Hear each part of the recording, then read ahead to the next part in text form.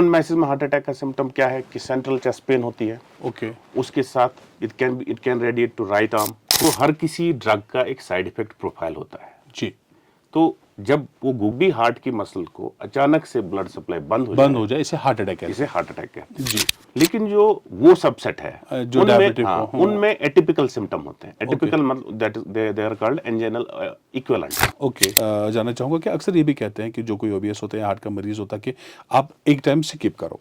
तो क्या आप की नज़र में क्या डे का टाइम स्किप करना बेहतर रहेगा इन पेशेंट्स के लिए या नाइट का? Hi friends, this is Khalid और आप मुझे देख रहे हैं रेडियो राब्ता 90.8 पे और आप मुझे सुन रहे हैं रेडियो राब्ता 90.8 पे। हम देख रहे हैं कि आज 30 साल 40 साल की उम्र में ही हार्ट अटैक्स आ जाते हैं और जिसके सबब फिर उनका इंतकाल हो जाता है। हार्ट अटैक होना आज की डेट में बिलखुसूस कश्मीर में आम सी बात है और अब तो 30 साल से कम उम्र के, जिन्हें हम बच्चा कहते थे, 25 साल 18 साल 19 साल 20 साल की उम्र में भी हार्ट अटैक्स आते हैं। तो इस टॉपिक पे बात करने के लिए आज हमारे स्टूडियो में मौजूद है वादी कश्मीर के renowned cardiologist, interventional cardiologist doctor Nadeem Rahman, जो साउथ कश्मीर के पहले इलेक्ट्रोफिजियोलॉजिस्ट है। आज मैं अपनी जानिब से, अपनी टीम और रेडियो राब्ता की मैनेजमेंट की जानिब से डॉक्टर साहब का शुक्रिया अदा करते हैं कि इन्होंने अपनी मसरूफियात के बावजूद हमारे लिए, हमारे व्यूअर्स और लिसनर्स के लिए वक्त निकाला। आपका वेलकम करते हैं सर। Thank you. डॉक्टर साहब, जानना चाहेंगे। It is always a pleasure to be in your company. Thank you sir. Not only you are a great journalist but also a very good human being as well as a good literary figure. Thank you sir. तो आपसे मैं जानना चाहूँगा कि हम देख रहे हैं कि कुछ सालों से कश्मीर में क्या हो रहा है कि छोटे बच्चे भी अब हार्ट अटैक्स के शिकार हो रहे हैं। 18 साल 20 साल 25 साल 30 साल 40 साल, और ये न सिर्फ कश्मीर में बल्कि पूरी दुनिया में हम देख रहे हैं और इसका असर ज़्यादा कश्मीर में देखने को मिल रहा है। तो इसकी वजह क्या है डॉक्टर साहब, आपसे जानना चाहेंगे। सो एट द आउटसेट पहले हमें क्लियर करना है कि हार्ट अटैक कहते किसको है। जी जी जी। ये basically there are two terms, one is heart attack, second is a cardiac arrest और हार्ट अरेस्ट। जी जी जी। हार्ट एक मस्कुलर ऑर्गन है, जैसा कि इसका बेसिकली काम है ब्लड को पंप करना। जी। It's a muscle. तो इसको भी ब्लड सप्लाई की जरूरत होती है। जी।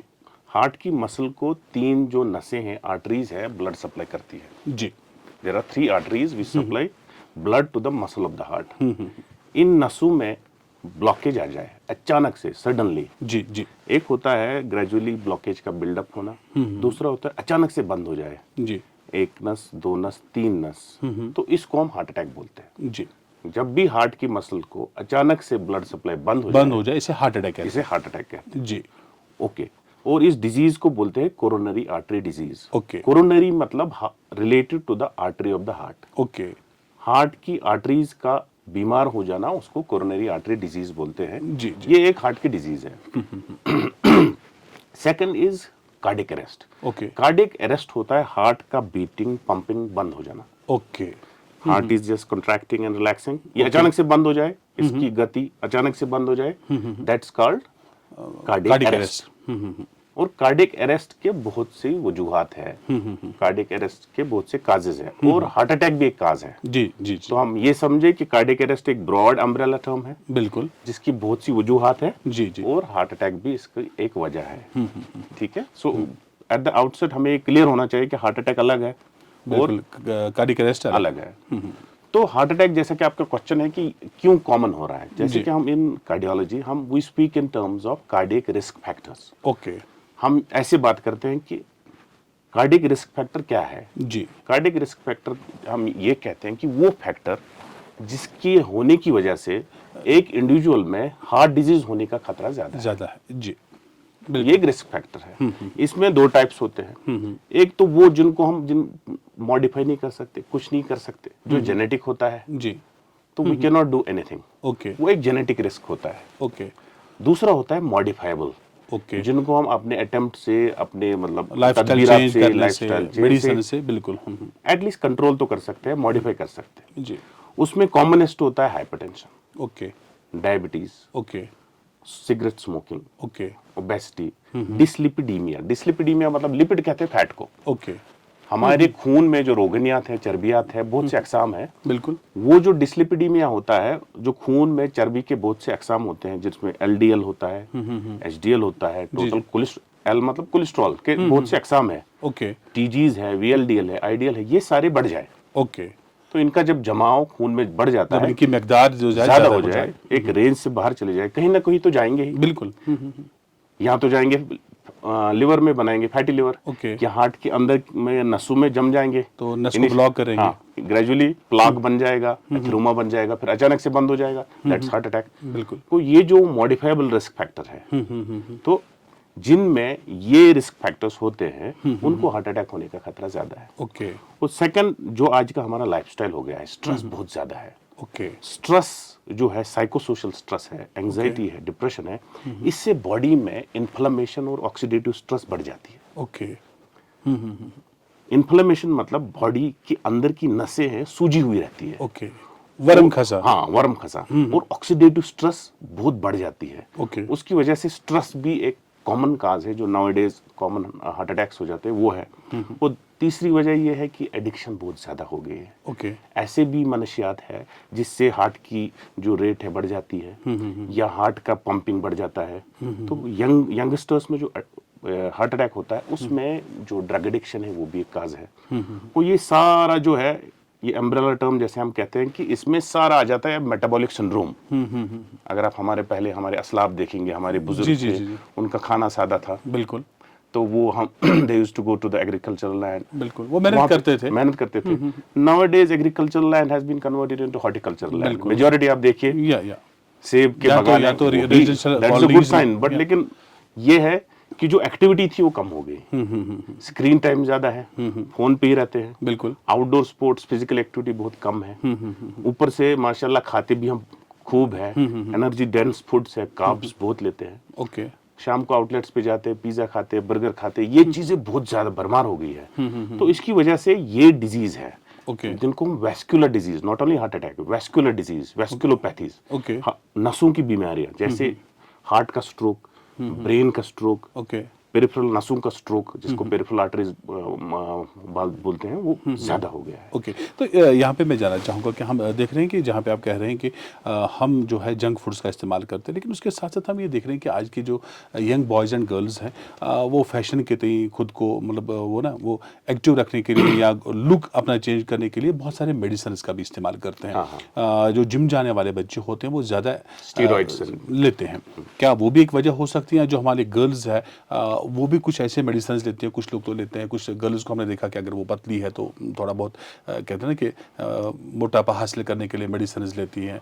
या खुद को सुंदर रखने के लिए मेडिसिन लेती हैं, क्या उनका भी असर हमारे हार्ट पे पड़ता है? देखिए, कोई भी ऐसी मेडिसिन हो, किसी को भी लेनी हो, he should consult his physician first. Okay तो हर किसी ड्रग का एक साइड इफेक्ट प्रोफाइल होता है। जी तो जब वो गूगल करते हैं, वो साइड इफेक्ट प्रोफाइल में अपने माइंड के हिसाब से वही ढूंढते हैं जो उनको हानि नहीं पहुंचाता है। जी जी जी कोई भी ड्रग लेना हो, फिजिशियन स्पेशलिस्ट से, अपने डॉक्टर साहब से कंसल्ट करे कि मैं ये लेना चाहता हूँ, इसका कोई कार्डियक साइड इफेक्ट तो नहीं है, न्यूरोलॉजिकल साइड इफेक्ट तो नहीं है, गैस्ट्रोइंटेस्टाइनल साइड इफेक्ट तो नहीं है, बिल्कुल। ये डिस्कस करे, उसके बाद ही ले।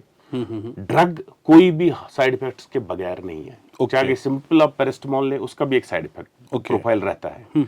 सो ये चाहिए कि जरूरी है कि आधे ड्रग्स का ये है कि हार्ट की रेट को बढ़ाते हैं जी आधे ड्रग्स हार्ट की पंपिंग को कम करते हैं। ओके बहुत से साइड इफेक्ट्स ऐसे भी है कि बेहतर है अपने डॉक्टर साहब से सलाह मशवरा करें और वो अद्वियात ले लें। डॉक्टर साहब ये भी कहा जाता है कि जो अक्सर हम हार्ट अटैक की बात कर रहे हैं कि हार्ट अटैक हो या कार्डियक अरेस्ट हो, अक्सर ये क्या ये मैथ है या सही है कि इसका सिम्टम ही कोई नहीं है? अक्सर हम देखते हैं कि कुछ ऐसे अलामत ज़ाहिर होते हैं किसी भी बीमारी के लिए जिसमें पता चल जाता है। क्या ऐसी कोई सिम्टम है, ऐसी कोई अलामत है जिससे कबल वक्त हार्ट अटैक आने से पहले ही इस शख्स को पता चले, वो डॉक्टर के साथ रिजू करे? ये भी बहुत इंपॉर्टेंट क्वेश्चन है। सिम्टम्स, हार्ट अटैक के सिम्टम क्या है? दो कैटेगरीज है। जी जी एक तो कॉमन मैसेज, नॉर्मल लोग, दूसरे हैं जिनको हम स्पेशल सबसेट बोलते हैं। उसमें तीन कैटेगरीज आती है। एक है डायबिटिक्स, ओके जिनको शुगर होता है। दूसरा है elderly mails and females, elderly people. तीसरी है वुमेन। ओके। फीमेल्स, इनमें सिम्टोमेटोलॉजी अलग हो सकती है, कॉमन मैसेज में अलग होती है। ओके। कॉमन मैसेज में हार्ट अटैक का सिम्टम क्या है कि सेंट्रल चेस्ट पेन होती है, ओके। उसके साथ it can radiate to right arm, okay. Left arm जा की तरफ जा सकती है, ओके। पसीने आते हैं, ओके। घबराहट होगी, बेचैनी होगी, प्रोफ्यूज स्वेटिंग, बहुत पसीना आएगा, ये कॉमन सिम्टम है। ओके। चक्कर भी आ सकते हैं, अचानक से गिर सकता है। लेकिन जो वो सबसेट है जो डायबिटिक हाँ, हो, उनमें एटिपिकल सिम्टम होते हैं। एटिपिकल मतलब that they are called anginal equivalents. Okay. Common heart की पेन को एंजाइना बोलते हैं। ओके। ये जरूरी नहीं कि डायबिटिक में वो हो कॉमन जाए। हो, क्योंकि डायबिटिक क्यों है, क्योंकि उनको न्यूरोपैथी होती है, ओके। ऑटोनॉमिक न्यूरोपैथी, जो पेन को सेंस करता है, पेन सेंसिंग मैकेनिज्म वो वीक होता है। ओके। तो उनमें पेन नहीं होती, जरूरी नहीं है उनमें पेन हो, ओके। शॉर्टनेस ऑफ ब्रेथ हो, उनमें एटिपिकल सिम्टम होते हैं।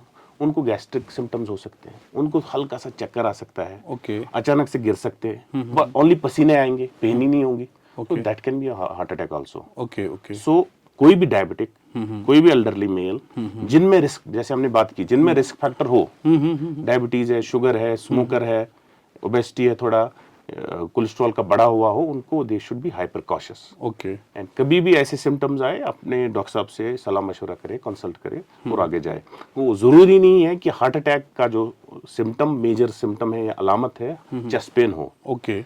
इसके चेस्ट पेन के बगैर भी हार्ट अटैक चेस्ट पेन के बगैर भी हार्ट अटैक आ सकता है, स्पेशली इन डायबिटिक्स, जैसे मैंने बोला, एल्डरली इंडिविजुअल्स और फीमेल्स, उनमें एटिपिकल सिम्टम्स हो सकते हैं। ओके। क्योंकि उनका जो एंजाइनल वार्निंग सिस्टम होता है वो मॉडिफाई हुआ होता है। ओके। ओके। Yes, yes. हाँ, तो यहाँ पे ये भी जानना चाहूँगा कि कभी कभार हमने ये भी देखा कि जो चाहे कोई डायबिटिक था या ओल्ड एज पर्सन था या कोई फीमेल थी, उसमें जब हार्ट अटैक आता है तो फिर घर से हॉस्पिटल पहुंचाने में उनका वक्त ज़ाया हो जाता है और जिसके सबब उनकी मौत हो जाती है। तो कोई ऐसी टिप आप देंगे कि अगर कोई एल्डरली पीपल है या कोई डायबिटिक पेशेंट है, उसको घर में, हमें लगा उनके जो घर में बाकी फैमिली मेम्बर्स होंगे उनको लगा कि हार्ट अटैक है, ताकि वो कुछ ऐसे, जैसे कहते हैं ना कि आपकी टर्मिनोलॉजी में या आपकी लैंग्वेज में फर्स्ट एड जो वो घर पे दे सके, ताकि उससे उनको टाइम ज़्यादा मिले। कोई ऐसी है?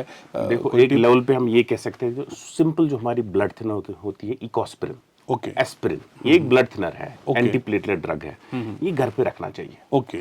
लेकिन इसके दो टाइप्स हैं। एक होता है च्यूएबल, ओके, जो चबाया जाता है। जो चबाया जाता है। एक एंट्रिक कोटेड होता है, एक नॉन एंट्रिक कोटेड होता है। ये आप समझिए, एक च्यूएबल होता है, एक जो हम खाते हैं। ओके।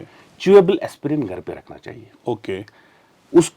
उसकी स्ट्रेंथ आती है 75 mg, 150 mg। 150 mg की 2 गोलियां उसी टाइम दे दे पेशेंट को, उसको बोले चबा ले। Okay.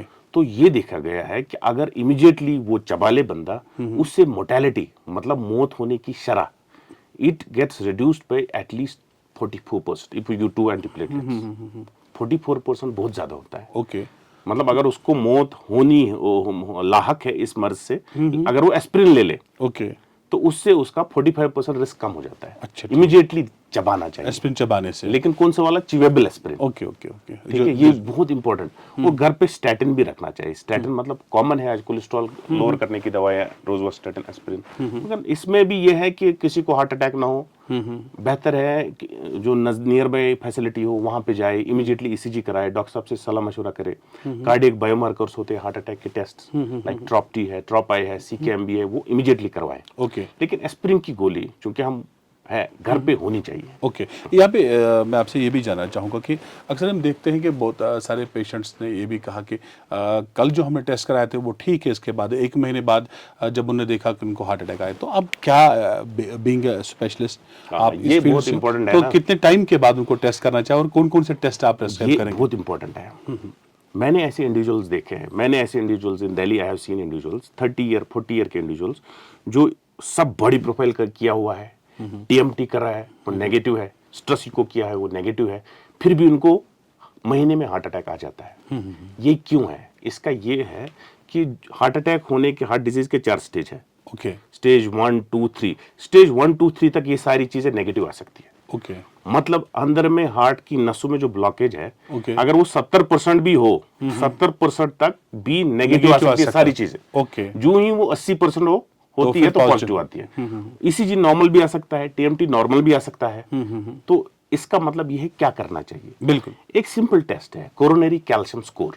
Okay. Coronary calcium score, जो सीटी स्कैन से अपना कोरोनरी कैल्शियम स्कोर कराना है। Okay specially in those individuals who are less than 50। Okay young people को कोरोनरी कैल्शियम स्कोर करना चाहिए। ओके अगर उनका कोरोनरी कैल्शियम स्कोर कम है तो उनको हार्ट डिजीज होने का खतरा कम है। ओके अगर 50 से ज्यादा है, कोरोनरी कैल्शियम स्कोर कराने में आर्टिफैक्ट्स आते हैं, वो अच्छा नहीं रहता। उन या सीटी कोरोनरी एंजियो कराना ठीक नहीं रहता, उनको अपने डॉक्टर से सलाह मशवरा करके एंजियोग्राफी करानी चाहिए। ठीक है, तो ये बहुत इंपॉर्टेंट बात है कि ये नहीं कि मेरा ईसीजी नॉर्मल है, लिपिड प्रोफाइल नॉर्मल है, सब कुछ नॉर्मल है, हार्ट अटैक का खतरा नहीं। हार्ट अटैक का खतरा फिर भी है। ओके कोई भी टेस्ट हो, चाहे टीएमटी, सपोज हम टीएमटी ले ले या स्ट्रेसी को ले ले, उसकी सेंसिटिविटी है 70%। ओके सेंसिटिविटी क्या है? सेंसिटिविटी मतलब किसी भी डिजीज को पिक करने का उसकी एक्यूरेसी 70% है। ओके 100 में 70 को पिकअप करेगी, 30% को पिकअप नहीं करेगी। ओके को आपका अगर टीएमटी नेगेटिव भी है, स्ट्रेसी को नेगेटिव भी है, आपको फिर भी हार्ट अटैक आ सकता है, क्योंकि 30% का ग्रे जोन अभी भी है। ओके यहाँ पे मैं एक और बात आपसे जानना चाहूँगा कि कौन कौन सी ऐसी ग़िज़ाएँ हैं, कौन कौन सी ऐसी, चूँकि आपने तो जो सिम्टम्स हैं उनके बारे में बता दिया, और जो कोई हार्ट का मरीज़ है तो किन किन चीज़ों से उसे परहेज़ करने की ज़रूरत है? दिस इज परहेज। देखिए आज परहेज़ या किन ग़िज़ाओं को छोड़ने की ज़रूरत है या कम करने की ज़रूरत है?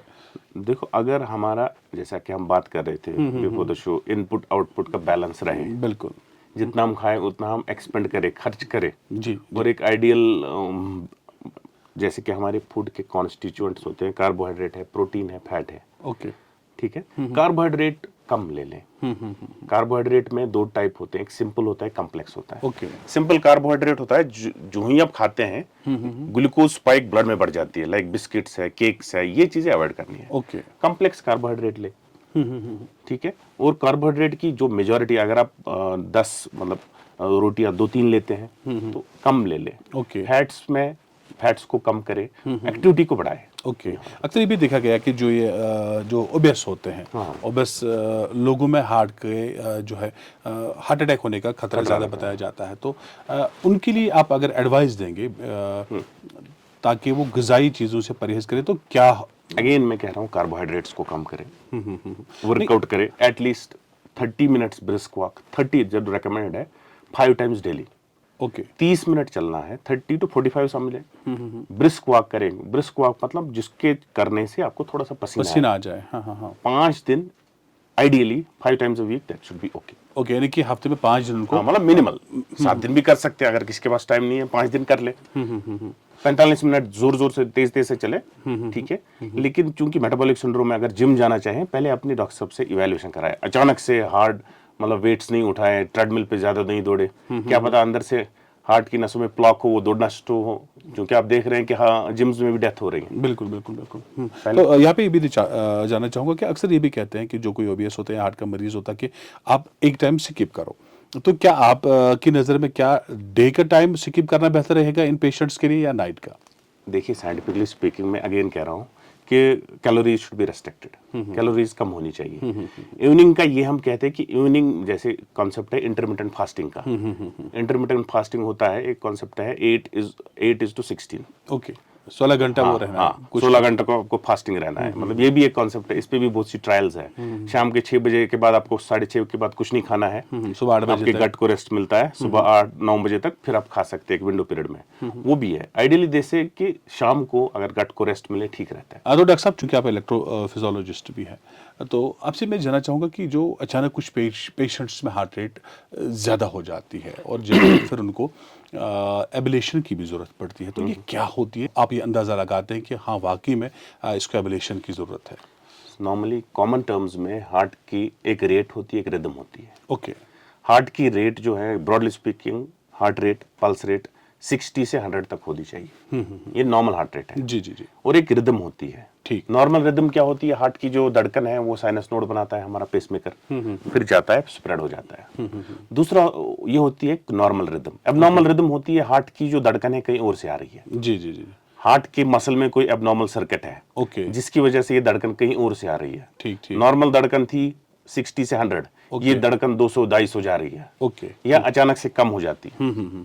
ठीक है, ये जो एबनॉर्मल सर्किट्स होते हैं, जेनेटिक सर्किट साथ में होते हैं, इनको हम एनालाइज करते हैं। ओके, तो देखते हैं, जिसमें आप देखेंगे कश्मीर में यंग गर्ल्स, बॉयज जो हार्ट जो रिदम डिसऑर्डर्स है, पीएसवीटी है, एट्रियल फिब्रिलेशन है, एट्रियल फ्लटर है, अचानक से हार्ट 150-200 चला जाता है हार्ट की रेट, तो उसको हम देखते हैं ईपी स्टडी करके कहाँ से आती है जी। उसको हम मैप करते हैं। ओके। हमारे पास 2D इमेजिंग भी होती है, 3D इमेजिंग भी होती है, फिर देखते हैं हम ये आती कहाँ से है। ओके। और वहां पे जाके उस पर्टिकुलर पॉइंट को बर्न करते हैं, बंद करते हैं, हाँ। या एब्लेट करते हैं। दो टाइप ऑफ एनर्जी होती है, या लेजर एनर्जी से करेंगे, रेडियो फ्रीक्वेंसी एनर्जी से, ओके। या आइस एनर्जी से, जिसको हम क्रायो एब्लेशन बोलते हैं। जी जी जी जी। ठीक है। तो हम या तो हीट एनर्जी से करेंगे या क्रायो एनर्जी से करेंगे। सो इनको फिर उसको हम बोलते हैं एब्लेशन। ओके। क्योंकि अब यंग गर्ल्स में बहुत कहते हैं, young girls PSV panic attack करके आती हैं, वो या बॉयज वो बोलते हैं कि हमें हार्ट की धड़कन बहुत तेज होती है। अनफॉर्चुनेटली वो साइकियाट्रिस्ट का मेडिसिन खाती होती हैं, ओके। नींद की गोलियां, स्लीपिंग पिल, एंटी डिप्रेसेंट होता उनको है कार्डियक रिदम डिसऑर्डर। ओके। इसका इंपॉर्टेंट ये है कि अपने डॉक्टर साहब कार्डियोलॉजिस्ट इलेक्ट्रोफिजियोलॉजिस्ट के पास जाए, वो पूरा आपको तशखीस करेगा, डायग्नोसिस करेगा, एम्बुलेटरी ईसीजी करेगा, रिकॉर्डिंग लाइक हॉल्टर मॉनिटरिंग करेगा या एक्सटेंडेड हॉल्टर मॉनिटरिंग करेगा, फिर देखेगा अगर उसको जरूरत पड़े तो ईपी स्टडी करके देखेगा आई कहाँ से और एब्लेट कर लेगा। जिसकी हम बात करें कि जो दिल की धड़कन ज्यादा तेज होना या ज्यादा कम पड़ जाना, ठीक। क्या ये भी अलार्मिंग है? क्या ऐसे पेशेंट्स को बैज़ावकात उनको मिसगाइड भी किया जाता है?